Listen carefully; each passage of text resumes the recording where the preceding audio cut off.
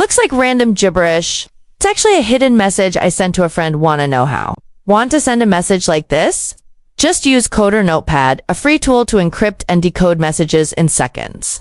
You can write any message here, passwords, private info, anything. One click and your message turns into unreadable encrypted text. Now, you can send this encrypted message to your friend. Your friend simply copies the encrypted message, pastes it in CoderNotepad, clicks decrypt, and gets the original text. You can also send any important information like passwords, emails, and bank info. I'm sending this encrypted file to myself, but you can send it anywhere to anywhere.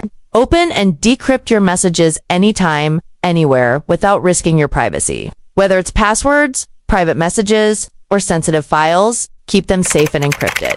CoderNotepad makes privacy easy.